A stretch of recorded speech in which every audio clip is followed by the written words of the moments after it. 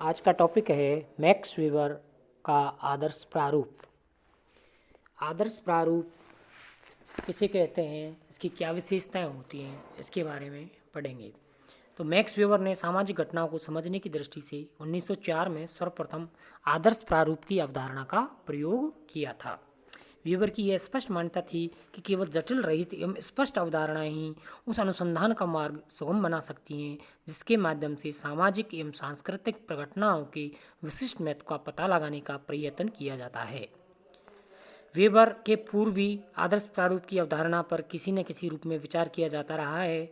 यह बात Dilthey, Edmund Husserl, Simmel, Heinrich, Rickert, Rudolf Stammler आदि के विचारों से स्पष्ट है। अतः यह कहा जा सकता है कि आदर्श प्रारूप की अवधारणा वेबर का आविष्कार नहीं है।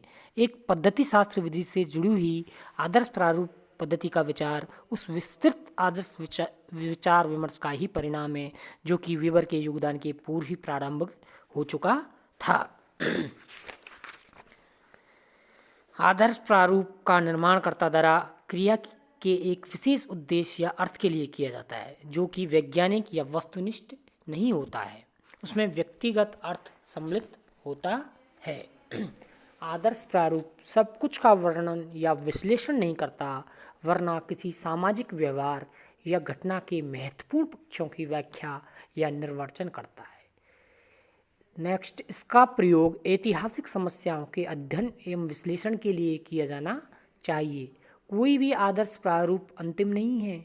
घटनाओं के परिवर्तन के साथ साथ आदर्श प्रारूप भी बदलते रहते हैं।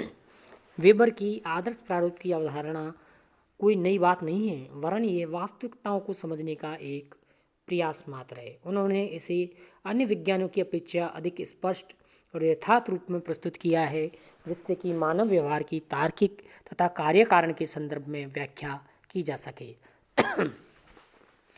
आदर्श प्रारूप ऐतिहासिक घटना को उस सांस्कृतिक महत्व को ध्यान में रखते हुए समझने हेतु एक उपयोगी साधन है।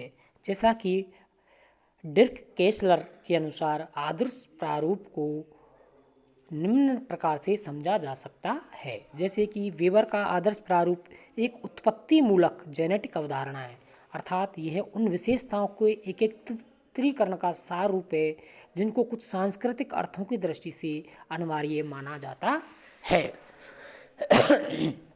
आदर्श प्रारूप अपने आप में कोई उपकल्पना या हाइपोथेसिस नहीं है, लेकिन यह उपकल्पनाओं के निर्माण के लिए दिशा निर्देश कर सकता है।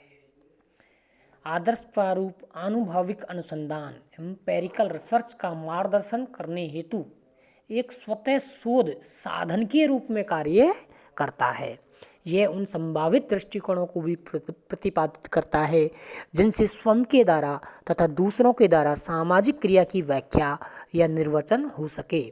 आदर्श प्रारूप की सफलता का आकलन इस बात से किया जाता है कि वह किसी प्रघटना का सही रूप में समझने में कहाँ तक मदद करता है। आदर्श प्रारूप का उपयोग आनुभविक ऐतिहासिक वास्तविकता को व्यवस्थित करने में किया जाता है। आदर्श प्रारूप एक रचना है, लेकिन इस रचना का आधार वास्तविकता है और वास्तविकता को ध्यान में रखकर ही इसकी निरंतर जांच की जाती है, जिसमें अनुसंधानकर्ता की कल्पना शक्ति तथा उसके विधि विधान संबंधी ज्ञान का प्रयोग किया जाता है। अतः आदर्श प्रारूप की निरंतर पुनः रचना की जाती है। आदर्श प्रारूपों की सहायता से ऐतिहासिक प्रघटनाओं की व्याख्या एवं निर्वचन की दृष्टि से जो परिणाम निकलते हैं, वे निर्वचन की प्रक्रिया प्रोसेस ऑफ री इंटरप्रिटेशन का सहारा देते हैं। इस प्रकार से ये प्रघटनाओं को सही परिप्रेक्ष्य में समझने में विशेष योगदान देते हैं। तो बच्चों, ये थी आदर्श प्रारूप की विशेषताएं। इसके अलावा कुछ विद्वानों ने इसकी आलोचना भी की है, जो इस प्रकार से हैं कि वेबर के आदर्श प्रारूप की अवधारणा की यह कहकर आलोचना की जाती है कि इस तरह से तो समाजशास्त्र में सार्वभौमिक नियमों का निर्माण नहीं हो पाएगा, क्योंकि प्रत्येक वैज्ञानिक आदर्श प्रारूप में अपनी अपनी दृष्टि से महत्वपूर्ण तत्वों को सम्मिलित करेगा।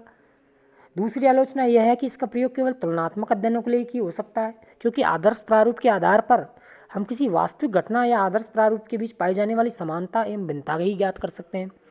तीसरी आलोचना यह है कि यदि सभी घटनाओं का अध्ययन आदर्श प्रारूप के आधार पर करें तो फिर अनुभवों पर आधारित अध्ययनों का क्या महत्व रह जाएगा। Okay, thanks.